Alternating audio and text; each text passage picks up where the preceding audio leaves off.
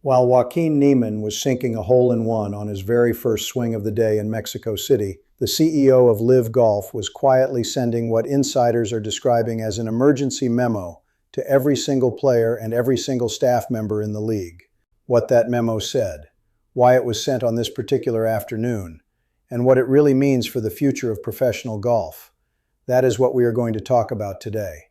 And I promise you, if you love this game the way I do, you need to hear this one all the way through.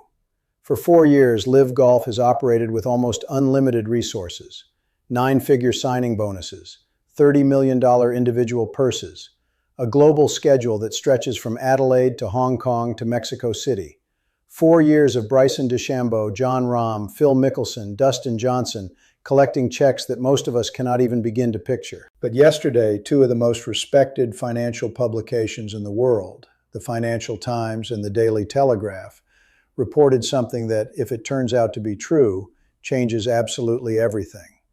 Reports came out of a closed-door gathering in New York, executives summoned with very little notice. And the word coming out of that room was that the Public Investment Fund of Saudi Arabia, the fund that has bankrolled this entire league from day one, may be preparing to pull back. Now, I'm going to break down exactly what those reports say. I'm going to tell you what Scott O'Neill's memo actually told the players, word for word. And I'm going to explain why the LIV Golf YouTube stream in Mexico City mysteriously went dark for more than 2 hours during round one. Because I do not believe for a second that any of that was a coincidence. But first, let me set the stage for you. LIV Golf launched back in June of 2022. Since then, according to reporting from the newsletter Money in Sport, the league has spent over $5.3 billion. $5.3 billion. And they are projected to pass $6 billion by the end of this year alone. In return, they have built 13 teams, a roster of 57 players, and a circuit that, love it or hate it, has completely reshaped the landscape of professional golf. But they have also bled hundreds of millions of dollars every single year. No real media rights deal, no ticket revenue anywhere close to the PGA Tour, and still no recognition from the official World Golf Ranking. In plain English, this is a sports league built entirely on the willingness of one investor to keep writing the checks.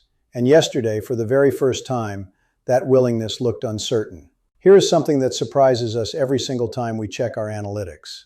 More than 90% of the people watching this video right now are not subscribed. 90%. And look, this story, what is unfolding with LIV Golf this week, the quiet meeting in New York, that memo, the questions hanging over the Public Investment Fund. This is the biggest golf business story we have seen in years. If this league folds, it changes every major, every tour card, and every single contract in professional golf. So if you want real golf news delivered straight without the noise, subscribe to the channel, hit the bell, and share this with one person who loves this game as much as you do. Now let's continue. So let's get right into it. The Financial Times reported that the PIF is, and I am quoting here carefully, on the verge of cutting its backing of LIV Golf. The Daily Telegraph reported that LIV executives had been called into what they described as an emergency meeting in New York. Sky Sports confirmed there was real confusion among the players. None of the team captains had been told of any announcement.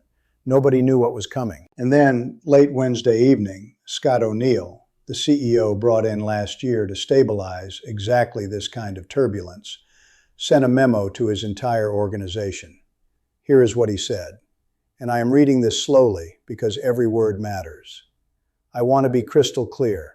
Our season continues exactly as planned, uninterrupted and at full throttle. While the media landscape is often filled with speculation, our reality is defined by the work we do on the grass. Now, read that again in your head, because a CEO does not send a memo like that on a random Wednesday night. A CEO sends a memo like that when the phones are ringing off the hook and every agent in golf is asking what in the world is going on. And here's the part that really got my attention. O'Neill confirmed that the 2026 season is fully funded through the end of the year. Through the end of the year. He did not say 2027. He did not say 2028. He said through the end of this season. That is the most specific and to me the most telling sentence in the entire memo. Meanwhile, the PIF itself released a new 5-year investment strategy only days before all of this. And the language in that strategy shifted. It moved from rapid growth and acceleration to sustained value creation and maximizing impact. In plain English, if a deal doesn't make business sense anymore, the checks stop coming. So what does that mean for the players? This is where it gets very interesting. Brooks Koepka already left LIV and returned to the PGA Tour under strict conditions. A $5 million charitable donation, 5 years with no player equity program, no FedEx Cup payouts his first year back. The tour called that deal, and I am quoting them directly, not precedent-setting. Patrick Reed took a different route, a full year on the DP World Tour to earn his way back. Now imagine if LIV folds. Every single player in that league would be standing in a very similar position, and their leverage gone.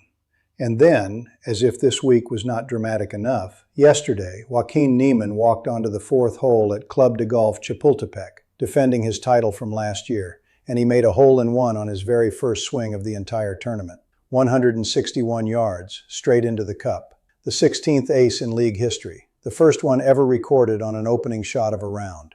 A moment built for highlight reels. And what happened next? The LIV Golf YouTube stream went down. For more than 2 hours, viewers saw only one thing on their screens. Please stand by, technical issues. 2 hours, on the day of their biggest financial crisis. During one of the most memorable single moments in league history. You tell me, is that a coincidence? Or is this a league and a broadcast stretched all the way to its limit? I want to hear from you in the comments. Do you think LIV Golf survives past this season? Or are we watching the slow, expensive ending of a 4-year experiment that never quite found its audience? And while you are down there, drop your team in the comments. Legion 13, Crushers, 4 Aces, Torque, Ripper. I want to see which team has the loudest fans in this community. Because whatever happens next, the players, the teams, the stories, those are not going anywhere. The only real question is whether they stay under the LIV banner or whether they come back home to the PGA Tour. Here is the truth that nobody in a suit is going to tell you this week. There is nothing in professional golf more valuable than certainty. Nothing. And right now, LIV Golf does not have it. Its players do not have it. The PGA Tour, which just reopened a narrow path for Brooks Koepka, is watching every move. And we, the fans, the people who actually love this game, we are left trying to read tea leaves from memos and stream outages. But we will be right here every single day, asking the questions the big networks are not asking. So if you made it all the way to the end with me, thank you. Share this video with one golfer you know. Tell me in the comments who you think comes out of this stronger, and I will see you on the next one.